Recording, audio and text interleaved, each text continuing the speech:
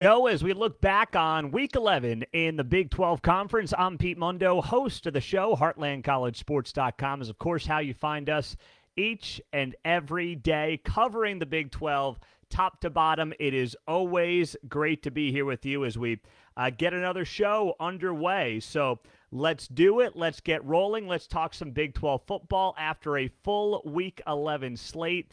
And just to give you the quick rundown on what happened in the Big 12 before we actually dive into these games, we'll go in order. Oklahoma lost at West Virginia 23-20. Oklahoma State took care of Iowa State 20-14. Texas Tech beat Kansas 43-28. Kansas State handled Baylor 31-3, and then it was TCU over Texas in the ABC game of the week on Saturday night, 17-10. So let's talk about these games in order. Let's take these games in order. And first off, how about a big congratulations to the TCU Horned Frogs? They are 10-0. They will be in the top four again this week in the college football playoff rankings. Normally, I would talk about these games in order, but I am not going to waste time and not talk about the game of the week in the Big 12. And the game of the week was TCU, Texas. College game day was in Austin on Saturday. And the reality is this. This is the best kind of win that TCU could have had. Now, winning the game is great, but the way they won the game, did you see that? I mean, if you watched the game, and I imagine many of you did, TCU was up 3-0 at the half. Let's put this into perspective. If you're a Big 12 fan, this was the fewest points in the first half of a Big 12 game since Kansas and Kansas State back in 2018. Meantime, these two teams combined for 140 yards. That was the fewest yards in any half of a Big 12 game since Texas and Colorado back in 2009. And on top of that, these two teams combined for 39 total yards in the first quarter. That's the fewest combined total yards in a first quarter for any FBS team, any FBS game this season. That just puts this into perspective on how ugly this first half was. And it was because, I mean, yes, Texas's defense was playing well, but TCU's defense was lights out. Absolutely lights out. They held Bijan Robinson to less than 30 rushing yards.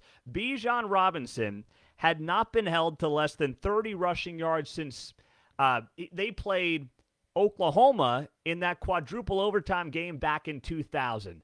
Nobody saw that coming.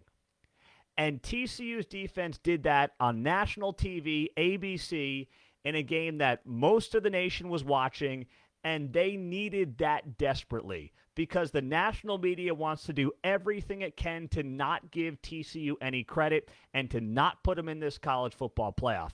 I heard people talking earlier in the day on other broadcasts, and they were saying ridiculous things like, yeah, if TCU goes undefeated, I think they'll be in.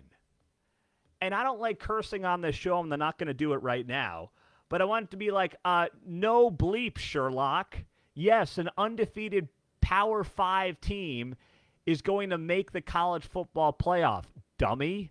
I mean, the way they talk about TCU as if they're an FCS program is so insulting.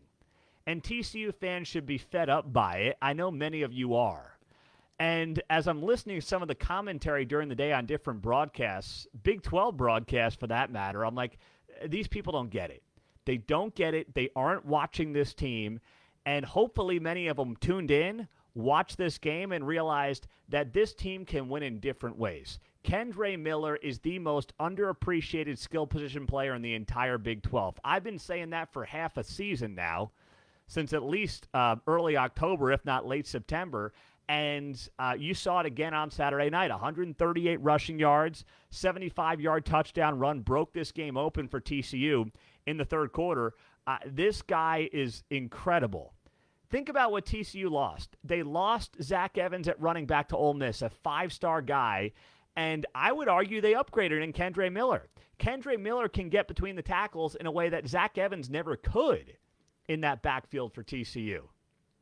The dude's a stud. He can absolutely tear it up between the tackles. And it is fun to watch. And the national media needed that game. They had to watch that game at a TCU. That way that TCU won was more valuable than winning the game 38-35 in my eyes. There's no doubt about it. And to TCU's credit, man, I mean, Quinn Ewers was off most of the night. Now, Quinn Ewers has really looked uncomfortable now for several games in a row. And TCU is 10-0. They're 7-0 in the Big 12. They are in the driver's seat, not just to obviously win this league. They have clinched a spot in the Big 12 championship game, but make a college football playoff. So kudos to TCU. Congratulations to TCU fans. And, we're happy for you guys just because, of course, we love and cover the Big 12 and want to see this league do well. And it was a classy moment after the game. I saw Gary Patterson and Max Duggan having a moment there just on the field, and that's got to be pretty special. I know Gary Patterson's employed by the Longhorns right now. He's trying to help UT win. But if you don't think that Gary Patterson has a soft spot for TCU and this team in particular and what these guys have done this year and the win that they got on Saturday night, you're kidding yourself. You are kidding yourself. Gary Patterson has got to feel good for those guys. I mean, he wouldn't be a human being if he didn't. No doubt about it. So I'm starting there because that was the game of the week in the Big 12, and that was the most recent game to end in the Big 12 as well. So I wanted to begin with that game, all right? So let's look at the other games in the Big 12 Conference. And, well, let's go back to the beginning of the day. Let's go to Oklahoma, West Virginia. So West Virginia pulls off the upset. They were 7-point underdogs in this game, and they win 23-20. This, to me, is about two things. Oklahoma and how soft this Oklahoma team is, and then Garrett Green. I'll start with Garrett Green, who came in place of JT Daniels, and, his dual threat ability is something that this West Virginia team has desperately needed for a few weeks. I don't want to rag on Neil Brown because I've been tough on him as of late, but it is fair to say, and, he's gotten a little bit of action the last few weeks. But at what point do you just say JT Daniels is a complete statue back there? Your offensive line isn't great. Let's see what Garrett Green's got. Let's see what the guy's made of. And we saw that on Saturday, and he was 12 of 22, 138 yards. He wasn't great through the air, but his fade route touchdown pass was pretty nice. And he's got wheels, 14 carries, 119 yards, and a couple of scores. That's what this team needs, desperately needs, as you look at the fact that, C.J. Anderson is done for the year. They could use some help in the running game. They could use some help with a quarterback who can be a little more mobile, and they finally got that in Garrett Green on Saturday, and it completely changed the game.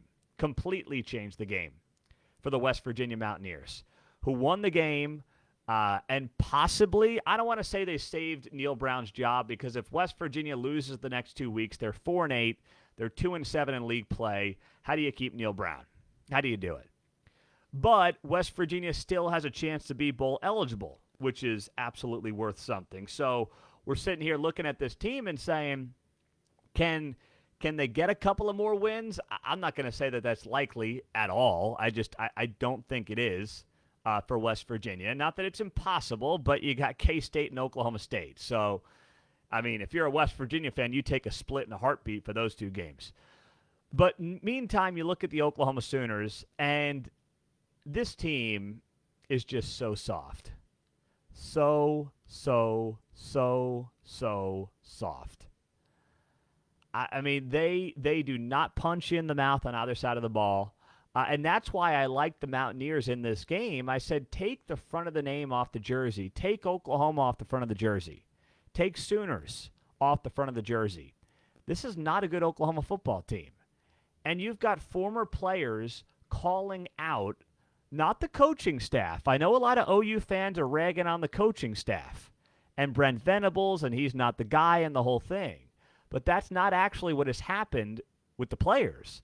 Nick Bonito tweeted out after the game, if you think this is on the coaches, you're fooling yourself. He had the wrong your. You need the Y-O-U-R-E, my man.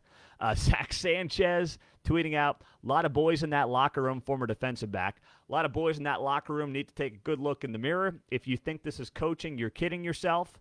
In position to make many plays, just ain't making them, says former DB Zach Sanchez. And I think those guys are spot on.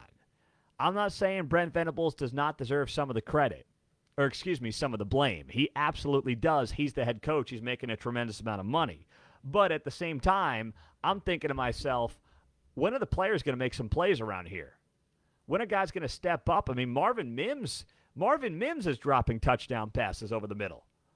That is shocking. Those are things you never see from Oklahoma football. And you saw plenty of that on Saturday. I know it's Morgantown and the weather's bad and it's uncomfortable and, all these different things. But come on. You are the Oklahoma Sooners. And you look like that. You put up a dud like that on Saturday against a West Virginia team that can't get out of its own way. I mean, that was absolutely embarrassing is what that was for Oklahoma. So the Sooners go down, and I'm just looking at that and saying, I'm not sure.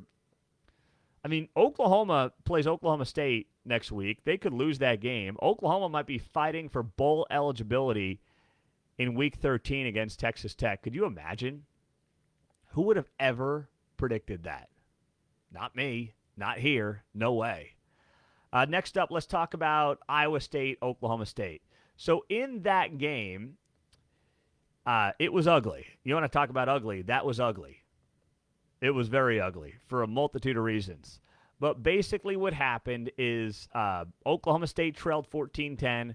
Gunnar Gundy threw a touchdown, and Spencer Sanders came in the game. Now, we thought Spencer Sanders wasn't going to play, banged up shoulder, the whole thing.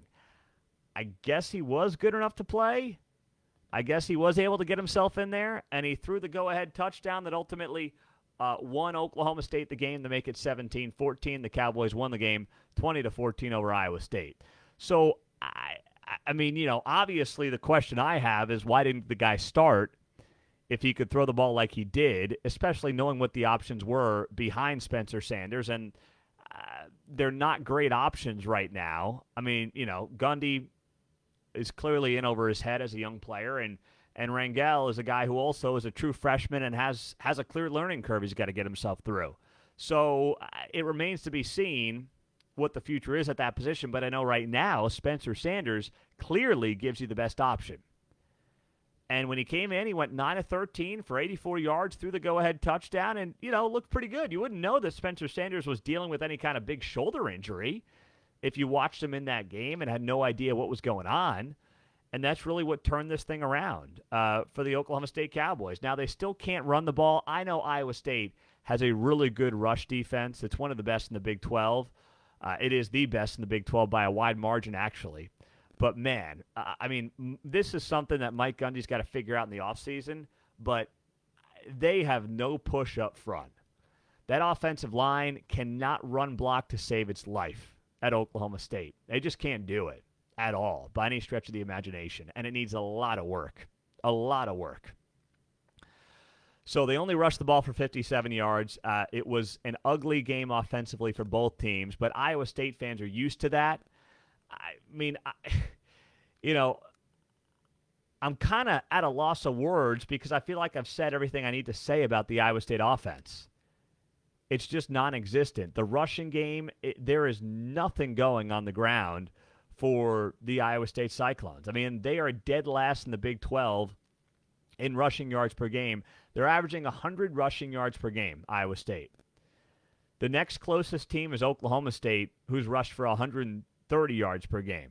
So they're 30 yards behind the second worst rushing offense in the Big 12 in terms of yards per game. That's how bad they've been. So, I mean, it is crazy to see these two teams, the two worst rushing attacks in the Big 12, go at it on Saturday, which is what we did. And it was ugly. Now, congratulations, Xavier Hutchinson. He's now, I believe, the all-time leader in receptions at Iowa State, so good for him. I can't imagine what this offense would look like without Xavier Hutchinson. But the reality is this was going to be a rebuild year for Iowa State. If you want to be optimistic, it's another loss that's by a score or less. A lot of sophomores and young guys who are playing this year that hopefully will, build towards being in Big 12 contention next year. But This one's been tough to swallow for Iowa State. There's no doubt that this one has been a tough season to handle. And now you got Texas Tech and TCU to wrap up the season. Neither game's going to be easy. Tech's playing good football. We'll get to them coming up, and, we know what TCU is. So, if they win them, they're bowl eligible. They win them both, but I have a very hard time seeing that happen right now for the Iowa State Cyclones. Next up, and then we'll get to some of your comments here to wrap up the show. I'm Pete Mundo. HeartlandCollegeSports.com is how you watch us, listen to us. If you are on YouTube, please do like and subscribe to our page.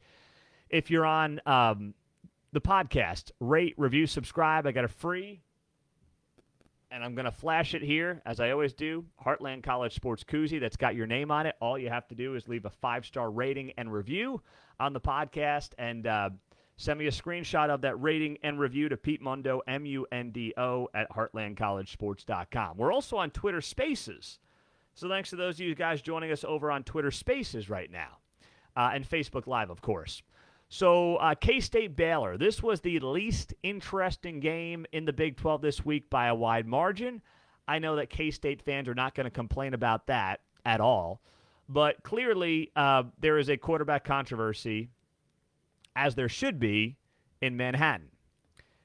K-State won the game 31-3. Will Howard did not start, but he ultimately got in the game, and once he got in the game, he didn't get out of the game. He did not get out of the game. And after the game, Chris Kleiman said there will be a quarterback debate moving forward between Martinez and Howard, and said it's something we're going to talk about each week. I don't see how you take the ball out of Will Howard's hands. Will Howard, I have not seen, there's nobody in the Big 12 I can think of who has progressed from 21 to 22 like Will Howard.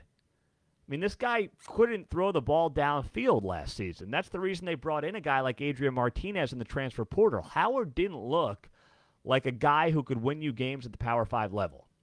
Now he's slinging it around against a good Baylor defense, 19 of 27, 196 yards, 3 touchdowns. He looked outstanding on Saturday night. And, Deuce Vaughn doing his thing, 106 rushing yards, 50 receiving yards, a touchdown catch. I don't know how you go away from Will Howard at this point if you're Kansas State. Maybe Chris Kleiman's just kind of hedging his bets on this thing, but I would be riding Will Howard the rest of the way. And I know K-State fans are going to say, if only we started Will Howard against Texas last week.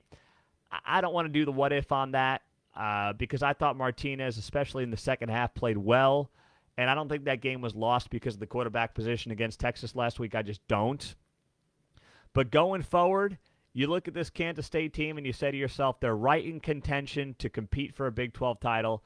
They have two of their easier, there's no easy game in the Big 12, but two of their easier games left, although they have to go to Morgantown next week. That's always tough.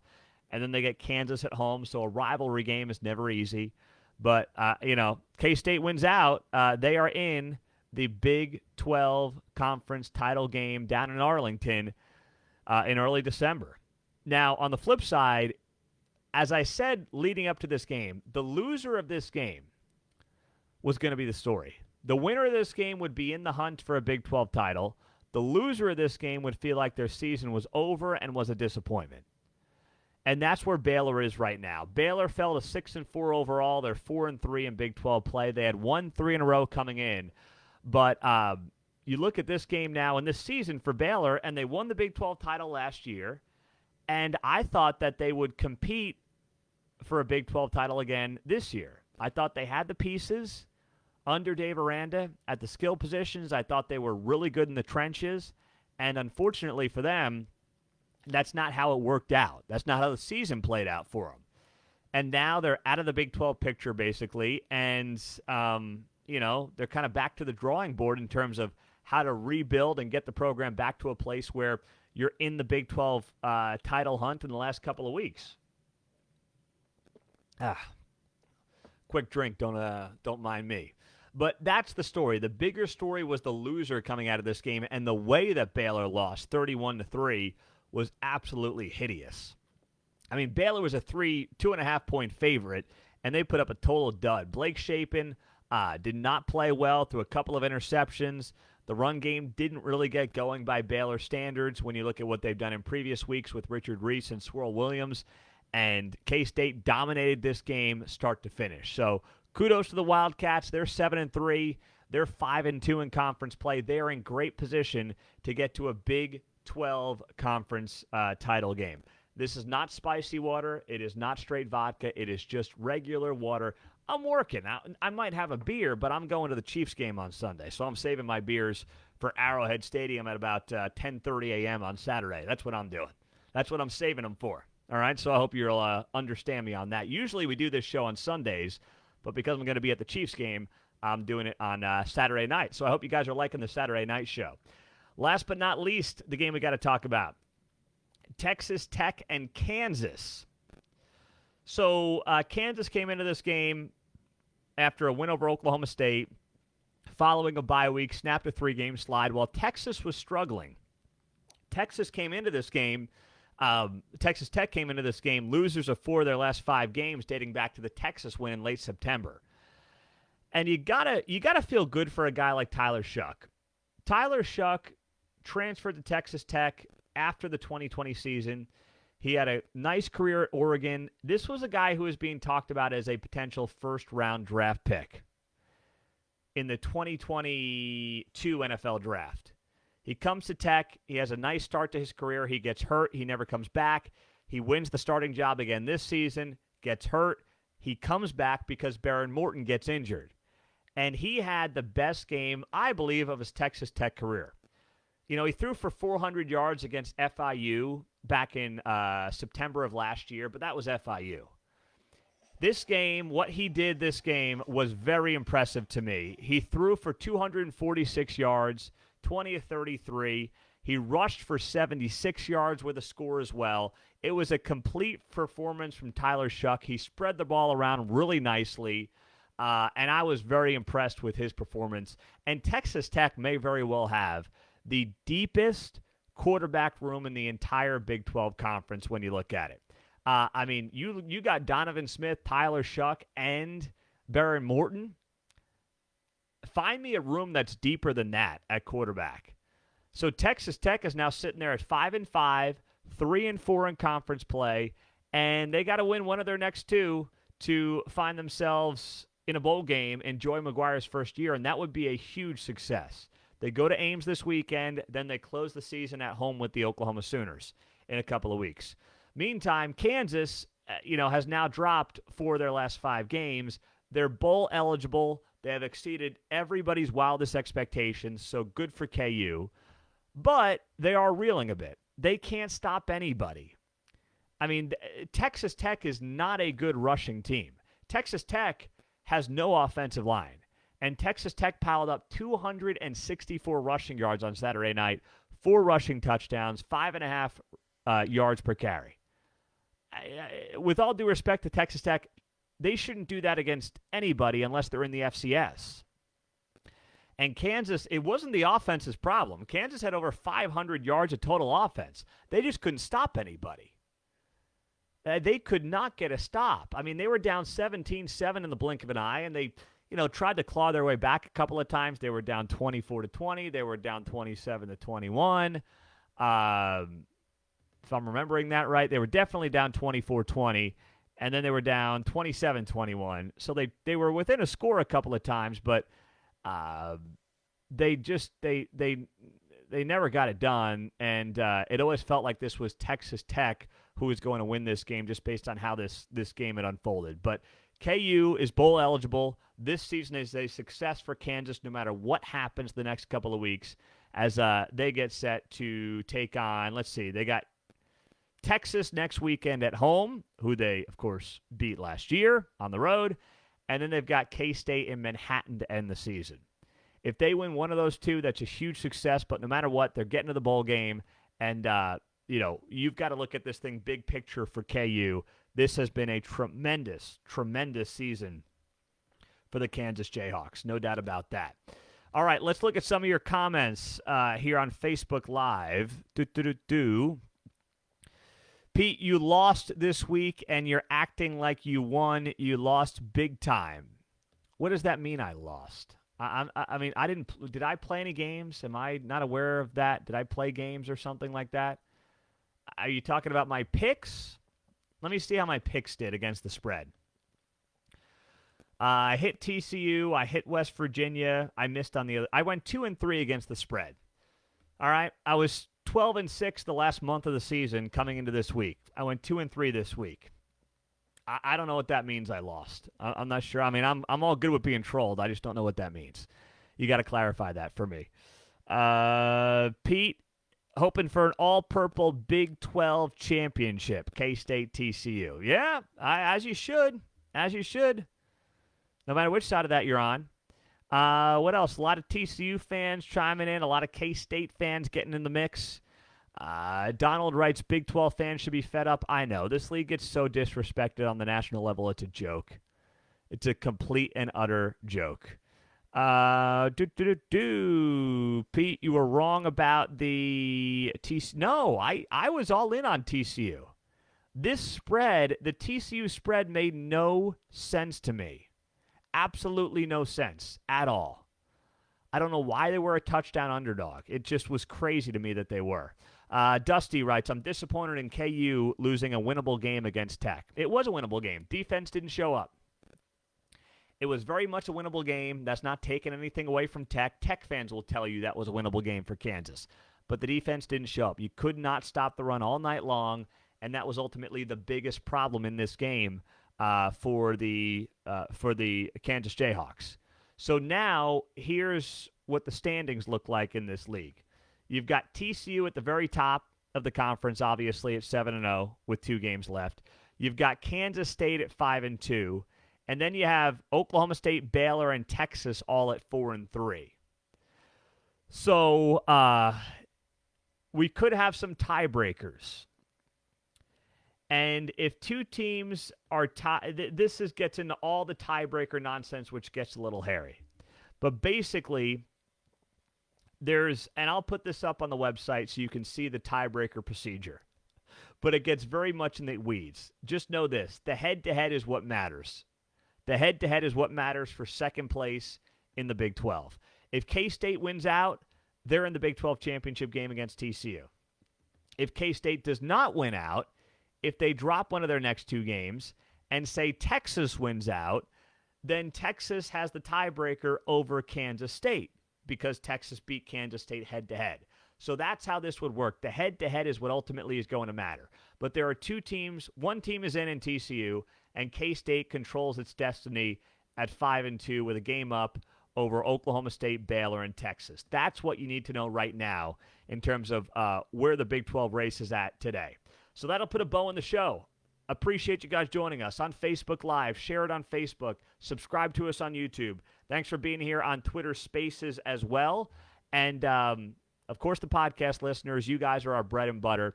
Rate, review, subscribe. Take 30 seconds out. Leave a 5-star rating and review. And we'll send you a free Heartland College Sports koozie when you send me a screenshot of that rating and review to Pete Mundo, Mundo, at heartlandcollegesports.com. You guys have a great night. Love this league. Love this conference. Love these fans. Love you all. Thanks for being here. We'll talk to you soon. Go Big 12.